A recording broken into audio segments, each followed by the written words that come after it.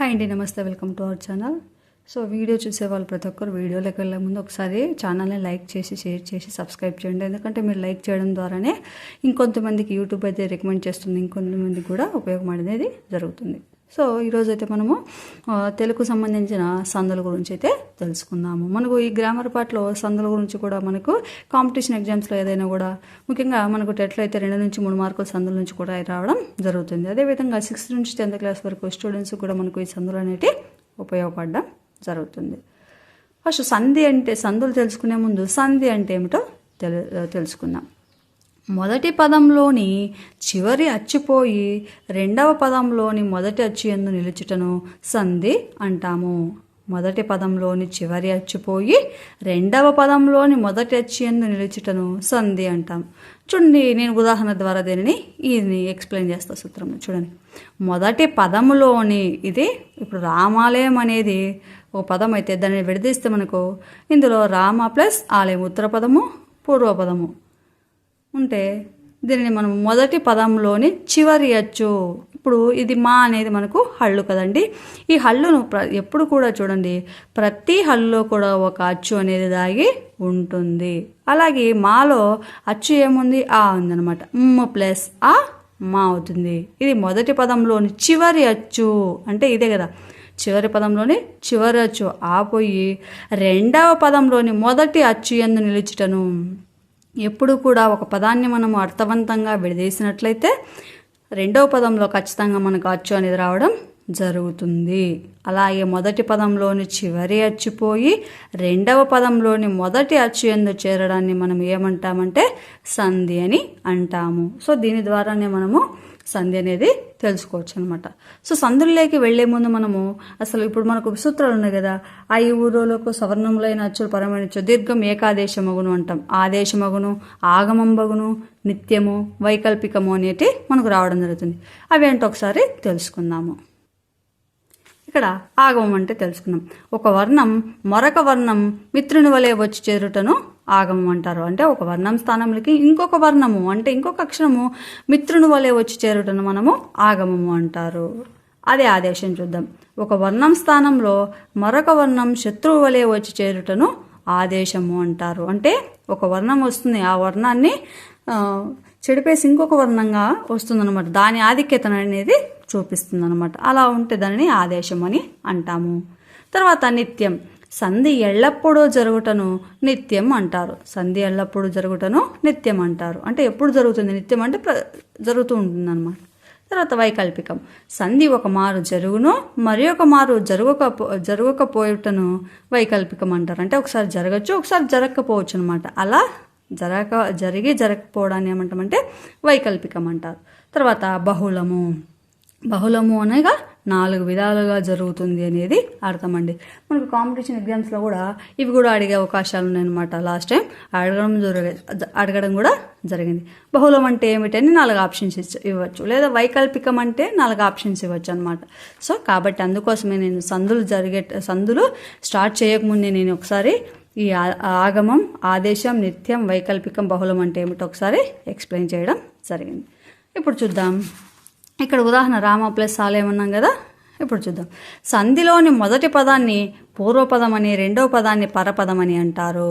సంధిలోని మొదటి పదాన్ని పూర్వపదము తర్వాత పరపదం అని పిలుస్తాము. అంటే ఇప్పుడు రామ అనేది ఏమవుతుంది? మనకు పూర్వపదం అవుతుంది. ఆలయం అనేది పరపదం. అంటే ప్లస్కి ఇటు సైడ్ ఉండేది పరపదము, అటు సైడ్ ఉండేది పూర్వపదము. రామ అనే పదంలోని పూర్వస్వరము చూడండి, పూర్వపదంలోని చివరి అచ్చును, పూర్వపదంలోని చివరి అచ్చును ఏమని పిలుస్తామంటే పూర్వ స్వరము. ఇవి చాలా ఇంపార్టెంట్ అండి. ఎందుకంటే మనల్ని కాంపిటీషన్ ఎగ్జామ్స్లలో ఇవి అడగడం జరుగుతుందన్నమాట. ఇలా ఒక పదం ఇచ్చే దాంట్లో పూర్వస్వరం తెలియజేయండి, లేదా పరస్వరం తెలియజేయండి, పూర్వపదం తెలియజేయండి, పరపదం తెలియజేయండి అని మనల్ని అడగడం జరుగుతూ ఉంటుంది. కాబట్టి ప్రతి ఒక్కటి ఇందుకే నేను ప్రతి ఒక్కటి కూడా ఇట్లా పాయింట్స్ వైజ్ రాసి మీకు వివరణ అయితే ఇవ్వడం జరుగుతుందన్నమాట. రామ అనే పదంలోని పూర్వస్వరం అంటే చివరి అచ్చు ఏంటంటే ఆ అనమాట. ఆలయం అనే పదంలోని పరస్వరం అంటే ఫస్ట్ వచ్చేది అనమాట. ఇక్కడ పరస్వరం అనేది మనకు ఆ అవుతుంది కదా. అలా తెలుగులో 2 పదాల కలయిక సంధి. తెలుగులో రెండు పదాల కలయికని ఏమని పిలుస్తామంటే మనము సంధి అంటాము. సంస్కృతంలో కూడా అంతేనండి. సంస్కృతంలో కూడా రెండు పదాల కలయికనే సంధి అంటాము. తర్వాత సందులు మనకు రెండు రకాలు. ఒకటి సంస్కృత సందులు, రెండు తెలుగు సందులు. ఈరోజు మనము సంస్కృత సందుల గురించి అయితే తెలుసుకుందాం. మొట్టమొదటిగా సంస్కృత సందులలో సవర్ణ దీర్ఘ సంధి. మనల్ని కాంపిటీషన్ ఎగ్జామ్స్లో ఇలా కూడా అడుగుతారండి. ఒక సంధి ఇచ్చి ఇది సంస్కృత సంధ్య లేదా తెలుగు సంధ్య అని కూడా మనల్ని అడగచ్చు అనమాట. లేదా ఒకటి ఏదైనా ఒక 4 సందులు ఇచ్చి అందులో ఈ క్రింది వాటిలో సంస్కృత సంధి ఏదో తెలియజేయండి అలా కూడా అడగచ్చు అనమాట. సో సంధి అంటానే ఊరిక సవర్ణ దీర్ఘ సంధి, అత్వ సంధి, ఇత్వ సంధి అని కాకుండా అసలు ఏవి వేటి కిందకి వస్తాయి అనేది క్లుప్తంగా మనం గనక నేర్చుకున్నట్లయితే మనకు చాలా సులభంగా అయితే ఉంటుంది. అందుకోసమే ఇలా నేను బుక్ను సపరేట్గా రాసేసి వివరణ అయితే ఇవ్వడం జరుగుతుంది. ఇప్పుడు సవర్ణ దీర్ఘ సంధి యొక్క సూత్రాన్ని అయితే తెలియజేస్తాను చూడండి. ఆ ఈ ఊరులకు సవర్ణములైన అచ్చులు, సవర్ణమైన అచ్చులు అంటే వాటికి అవే అచ్చులు, పరమైన చో దీర్ఘం ఏకాదేశమగును. మరి ఒకసారి చూద్దాం. ఆ ఈ ఊరులకు సవర్ణమైన అచ్చులు పరమైనప్పుడు దీర్ఘం ఏకాదేశం అవుతుంది. అంటే ఏ అచ్చులకు అవే అచ్చులు వచ్చినప్పుడు ఏమవుతుందంటే మనకు దీర్ఘం ఆదేశంగా అనేది రావడం జరుగుతుంది అనమాట. ఉదాహరణ చూద్దాం. విద్యార్థి, విద్య ప్లస్ అర్థి. ఇప్పుడు విడదీశాం కదా ఇక్కడ. ఇదేంది పూర్వ పదము, ఇది పరపదము. ఇక్కడ పూర్వపదంలో చివరి వచ్చేముంది విద్య అంటే ద ప్లస్ ఈ ప్లస్ ఆ వస్తుంది అనమాట. అప్పుడు చివరి వచ్చేంటి మనకు ఆ. ఇక్కడ ఆ చూడు, ఆ రెండు ఆలే వస్తాయి కదా. అప్పుడు మనకేంటి ఇక్కడ ఏమిచ్చారు, ఆ ఈ ఊర్లకు సవర్ణములు అంటే వాటికి అవే వస్తే మనకేమొస్తుంది దీర్ఘం వస్తుంది అనమాట. అంటే ఇక్కడ వస్తే ఆకు దీర్ఘం ఏంటి ఆ వస్తుంది అనమాట. చూడండి, ఆకు ఆ వస్తే మనకు ఆ అనేది దీర్ఘంగా వస్తుంది. ఈకి ఈ పరమైనప్పుడు ఈ దీర్ఘం ఈ వస్తుంది. ఊకు ఊ పరమైనప్పుడు దీర్ఘం ఊ వస్తుంది. రూకు రూ పరమైనప్పుడు దీర్ఘాలు అనేవి మనకు వస్తాయని చెప్పాం కదా. ఏ అచ్చులకు అవే అచ్చులు పరమైనప్పుడు వాటికి దీర్ఘాలు అనేది రావడం జరుగుతుంది. విద్య ప్లస్ అర్థి విద్యార్థి అంటే మనకి ఇక్కడ ద్యా అంటే దీర్ఘం అనేది వచ్చింది. ఆకు ఆ పరమైనప్పుడు మనకి ఆ దీర్ఘం అనేది రావడం జరుగుతుంది. సో కొంచెం లాజిక్గా చదువుకున్నట్లయితే మనము ఈజీగా నేర్చుకోవచ్చు అనమాట. ఇలా మనం లాజిక్గా ఒక్కసారి చదువుకున్నట్లయితే పూర్తిగా మనం ఎప్పటికీ అనేది సూత్రాలు మర్చిపోమండి. మనకు మళ్ళీ తర్వాత రామ ప్లస్ ఆలయం అనేది కూడా మనకు సవర్ణ దీర్ఘ సంధి వస్తుందన్నమాట.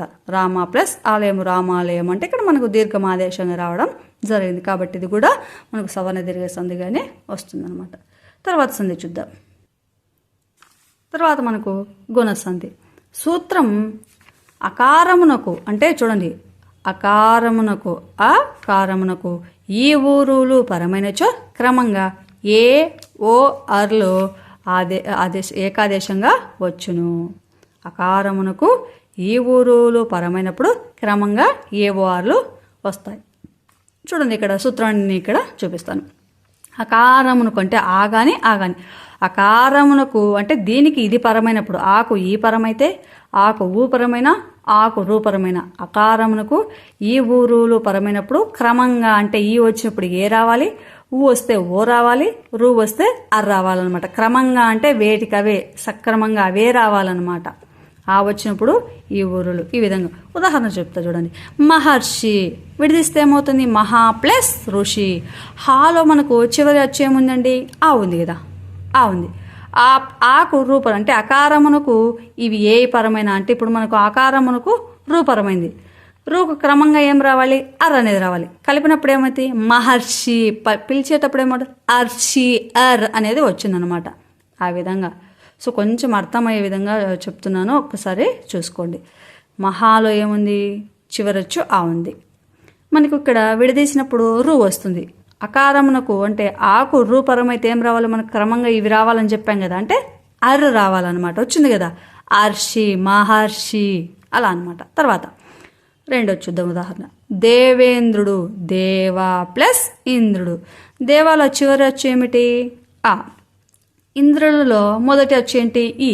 అకారమునకు ఈ పరమైనప్పుడు మనకేం రావాలి ఏ రావాలి. సో ఇది ఒక్కటి రాసుకున్నా కూడా మనకు సంధి అనే సూత్రము తెలుస్తుందన్నమాట. అకారమునకు ఇప్పుడు మనకు ఈ పరమైనప్పుడు ఏమొస్తుంది ఏ వస్తుందన్నమాట. అలా అనమాట. సూర్యోదయం, సూర్య ప్లస్ ఉదయము. ఇక్కడ ఆ ఉంది. ఆకు ఊ పరమైనప్పుడు మనకేం రావాలి? ఆకు ఊ పరం అయితే ఓ రావాలి. వచ్చింది కదా, సూర్యోదయం. అలా అనమాట. సో ఇవి బాగా గుర్తుపెట్టుకోండి. ఈకి ఏ పరం, ఊకు ఓ పరం, రూకు ఆర్ పరం. ఈ ఏ ఓ ఆర్లను మనము గుణాలని కూడా పిలవడం జరుగుతుంది. కాబట్టి మనము ఇది కూడా బాగా గుర్తుపెట్టుకోవాలి. గుణాలంటే ఏమిటి కూడా అని మనల్ని అడగడం జరుగుతూ ఉంటుంది. సో ఇదనమాట. అకారమునకు ఈ ఊరులు పరమైనచో క్రమంగా ఏ ఓ ఆర్లు ఏకాదేశంగా వచ్చును. ఇది మనకు గుణసంధి సూత్రం. తర్వాత సంధి చూద్దాం. వృద్ధి సంధి. అకారమునకు ఏ ఐలు పరమైనప్పుడు ఐకారము, ఓ ఔలు పరమైనప్పుడు ఔకారము ఏకాదేశం బగును. మళ్ళీ ఒకసారి చూద్దాం సూత్రం. అకారమునకు ఏ ఐలు పరమైతే ఐకారము, ఓ ఔలు పరమైనప్పుడు ఔకారము ఏకాదేశంగా అవును. అంటే అకారముకు ఏ ఐలు వస్తే ఐ రావాలి, ఓ ఔలు వస్తే ఔకారం రావాలి. ఇప్పుడు ఉదాహరణ ద్వారా నీకు వివరించడం జరుగుతుంది. ఏక ప్లస్ ఏక. ఏం చెప్పినాం? ఏకాలో చివరి వచ్చేంటి మనకు? కు ప్లస్ ఆ అంటే ఆ.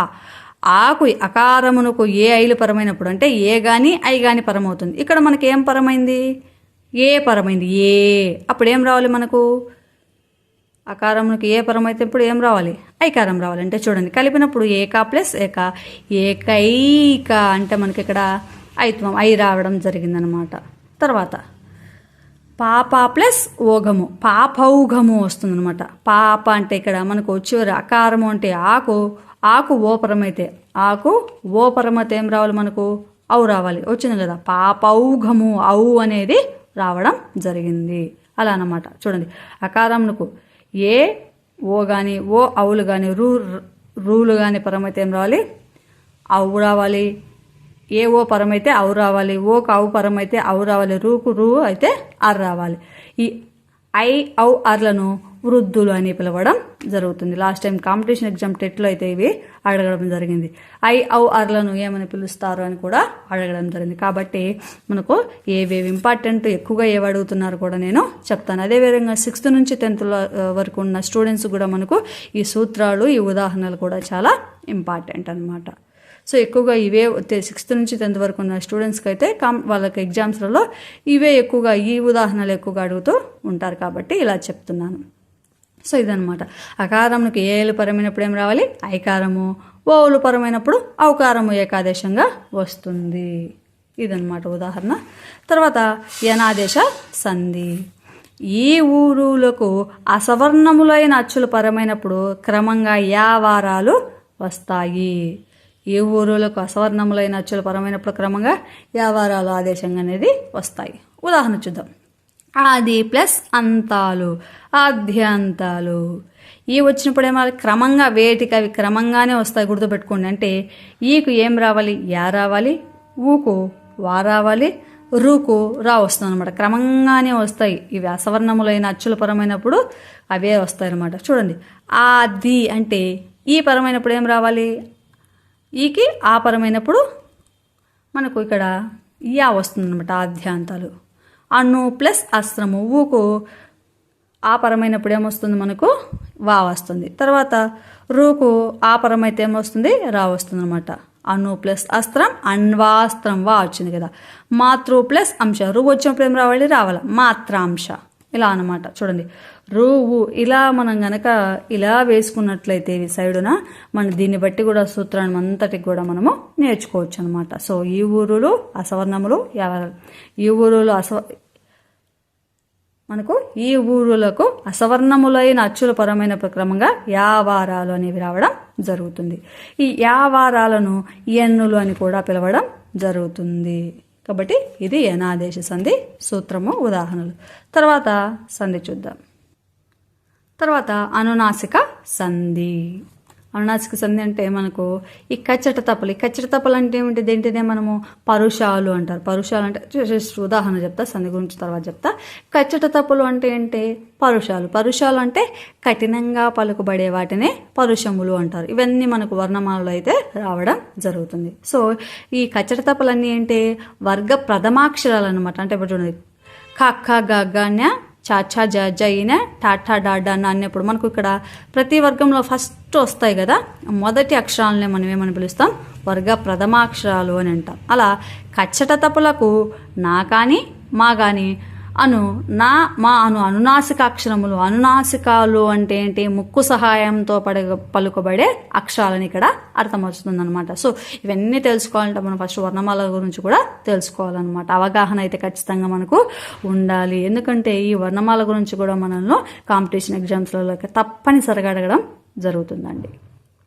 ఇప్పుడు సూత్రం చూద్దాం. అనునాసిక సంధికి కచ్చట తపులకు నా మా అను అనునాసికాక్షరములు పరమైనప్పుడు క్రమంగా ఆయా వర్గ అనునాసికాక్షరములు వికల్పముగా ఆదేశమగును. అంటే ఇవి వచ్చినప్పుడు వర్గ చివర ఉంటాయి కదా, అవి అయితే ఖచ్చితంగా మనకు రావడం జరుగుతుంది. ఉదాహరణ చూద్దాం.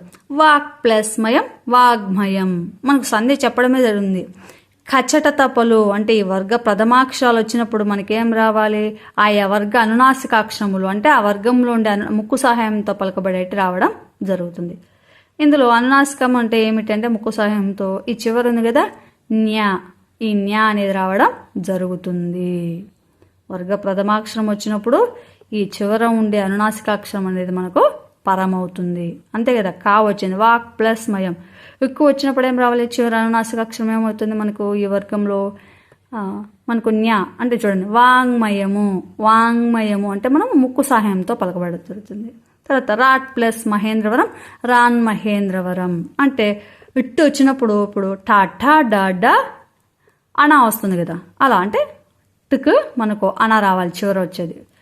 రాట్ ప్లస్ మహేంద్రవరం రాన్ మహేంద్రం అంటే అనా అనేది రావడం జరుగుతుంది. సో అనునాసికాక్షరాలు అంటే మనకు ఈ కచ్చట తపలకు ఈ వర్గ చివరక్షరాలు ఉన్నాయి కదా, న్యా అణ ఈన నా ఇవన్నీ కూడా పరమర కావడం జరుగుతుంది. సో కొంచెం లాజిక్గా మనము కనుక చదువుకున్నట్లయితే ఎప్పటికి కూడా మనము సంధులు అనేది మర్చిపోలేమండి. తర్వాత జస్త్వ సంధి. వర్గ ప్రథమాక్షరాలకు వర్గ తృతీయ కానీ చతుర్థీయ కానీ పంచమాక్షరాలు కానీ పరమైనచే గజడదబలు ఆదేశంగా వచ్చును. చెప్పాను కదా, ఇవి వర్గ ప్రథమాక్షరం అవుతుంది కా, ఇది తృతీయ అవుతుందండి. ఇది ద్వితీయ, తృతీయ, చతుర్థీయ, పంచమ అన్నమాట. సో చెప్తున్నా, ఇది వర్గం మొదటి, తర్వాత ఇది ద్వితీయ, ఇది తృతీయ, అంటే దీనికి వరుసగా వచ్చేది. ఒకసారి చూపిస్తా చూడండి. వర్గంలో ఇదేంది ప్రథమ వర్గం, తర్వాత ఇది ద్వితీయ, తృతీయ, చతుర్థ, పంచమ, ఇవి అన్నమాట వర్గాలు. సో ఇది మొదటి వర్గం, రెండవ వర్గం, 3, 4, 5 ఇవి ఇలా చదువుకున్నట్లయితే మనకు గుర్తుంటాయి. సో ఈ వర్ణమాల గురించి కూడా నేను ఒకసారి ఇంకొక వీడియో అయితే చేయడం జరుగుతుంది. ఇప్పుడు మనం సందులలోకి వెళ్ళిపోదాం. అలా అనమాట. వర్గ ప్రథమాక్షరాలకు వర్గ తృతీయ కానీ చతుర్థీయ కానీ పంచమాక్షరాలు కానీ పరమైన గజల దెబ్బలు ఆదేశంగా వస్తాయి. అంటే ఇవి ఏ వచ్చినా వాటికి ఈ గజల దెబ్బలు అనేవి రావడం జరుగుతుంది. ఇక్కడ చూద్దాం. దిక్ ప్లస్ అంతము, దిగంతము. ఉక్ అనేది ఏంది వర్గ ప్రథమాక్షరము, అంటే కా అనేది మనకు వర్గ ప్రథమాక్షరం. వచ్చినప్పుడు ఏం రావాలి మనకు ఈ గజల దెబ్బలు అనేది రావాలి. ఇక్కు కా పరమైనప్పుడు కాకు దాంట్లో ఏమొస్తుంది గా, అంటే కా ఖ గా. గా అంటే ఏ వర్గం వచ్చింది, తృతీయ వర్గం కానీ తృతీయ వచ్చింది, అంతే కదా. ఇప్పుడు కా అనేది ఫస్ట్ది, సెకండ్, థర్డ్, అంటే 4, 5 కదా. వర్గ ప్రథమాక్షరాలకు అంటే ఈ ప్రథమాక్షరాలకు పరమైనప్పుడు మనకు వర్గ ప్రథమాక్షరాలకు వర్గ తృతీయ కానీ చతుర్థ కానీ పంచమాక్షరాలు పరమైన అంటే వీటికి ఇవి ఏవి పరమైన, ఈ కాకు ఇవి ఏ పరమైన మనకేం రావాలి అంటే ఈ గా అనేది రావడం జరుగుతుంది. చూడండి, దిక్ ప్లస్ అంతము ఒక్కకు పరమైనప్పుడు మనకేం రావాలి గా అనేది వచ్చింది కదా. తర్వాత అచ్ ప్లస్ అంతము అజంతము. ఉచ్ అనేది వర్గ ప్రథమాక్షరము. చికు ఆ పరమైనప్పుడు ఏమొస్తుంది మనకు జ, అంటే తృతీయ వస్తుంది అనమాట. జ చ ఛ జ అనేది కదా, అట్లా అనమాట. వర్గ ప్రథమాక్షరాలకు వర్గ తృతీయ కానీ చతుర్థీయ కానీ పంచమాక్షరాలు కానీ పరమైన వచ్చి మనకు గజల దెబ్బలు అనేది ఆదేశంగా వస్తుంది. తర్వాత విసర్గ సంధి. పదాంతములో అకారముతో కూడిన విసర్గకు తృతీయ అక్షరాలు కానీ చతుర్థాక్షరాలు కానీ పంచమాక్షరాలు కానీ పరమైనప్పుడు మనకు యా రావాలు కానీ పరమైనచో విసర్గకు బదులుగా ఓ వస్తుంది. పదాంతములో అక్షరముతో కూడిన విసర్గకు తృతీయ అక్షరాలు కానీ చతుర్థి అక్షరాలు కానీ పంచమాక్షరాలు కానీ యారావాలు కానీ పరమైనప్పుడు మనకేమొస్తుంది? విసర్గకు బదులుగా ఓ వస్తుంది. ఉదాహరణ చూద్దాము. అయః ప్లస్ మయము అయోమయము. అయః ప్లస్ మయము అంటే చూడండి, అయ్యో అంటే మనకేమొచ్చింది? ఓ వచ్చినప్పుడు మనకేం రావాలి అంటే ఇక్కడ చూడండి, విసర్గకు తృతీయ అక్షరాలు కానీ చతుర్థాక్షరాలు కానీ ఇక్కడ మా ఉంది. అయః ప్లస్ మయము అంటే మా అనేదండి పాప బాబ మా అంటే 4వది అనమాట, అంటే చతురార్థాక్షరము. పరమైనప్పుడు మనకేమొస్తుంది? ఓ అనేది రావడం జరుగుతుంది. కలిపినప్పుడు అయః ప్లస్ మయము అయోమయం అంటే మనకి ఇక్కడ ఓ అనేది రావడం జరిగింది. విసర్గకు ఇవి ఏవి పరమైన అంటే తృతీయ కానీ చతుర్థియ పంచమాక్షరాలు యా రావాలో వచ్చినప్పుడు మనకేం రావాలి? ఓ అనేది ఖచ్చితంగా వస్తుంది. మనకి ఇక్కడ యా కూడా రావడం జరిగింది. యా ఎక్కడ వస్తుంది అక్కడ మనకు ఓ అనేది రావడం జరిగింది. అలా అనమాట. పయః ప్లస్ ధరము పయోధరము, తపః ప్లస్ వనము తపోవనము. ఇక్కడ విసర్గ వచ్చింది కాబట్టి యా వారాలు ఏ వచ్చినా వాటికి ఓ అనేది రావాలి. అంటే ఇక్కడ వా వచ్చింది కాబట్టి ఓ వచ్చింది. ధ అంటే ఏమిటి? ఇది మనకు థ ధ అంటే తృతీయ కాబట్టి ఇది తృతీయ వర్గం కాబట్టి మనకు ఏం రావాలి? ఓ అనేది రావడం జరుగుతుంది. కొంచెం లాజిక్గా ఆలోచించండి, ఖచ్చితంగా వస్తుంది. సో ఇవన్నీ కూడా మనకు సవర్ణ దీర్ఘ సంధి, తర్వాత గుణసంధి, వృద్ధి సంధి, యనాదేశ సంధి, అనునాసిక, విసర్గ, ఇవన్నీ కూడా జస్వ సంధి, ఇవన్నీ కూడా మనకు సంస్కృత సంధుల కిందికి వస్తాయి. తర్వాత వచ్చేటి తెలుగు సంధులు. సో ఇది పార్ట్ 2 అయితే చేయడం జరుగుతుంది. సో వీడియో నచ్చిన వాళ్ళు ప్రతి ఒక్కరు కూడా ఒకసారి లైక్ చేసి సబ్స్క్రైబ్ చేసి పక్కనున్న బెల్ బటన్ కూడా నొక్కండి. అదేవిధంగా మన ఛానల్లో మరిన్ని వీడియోస్ కూడా అప్లోడ్ చేయడం జరుగుతూ ఉంటుంది. థ్యాంక్ యూ అండి. Thank you so much for watching videos. Thank you.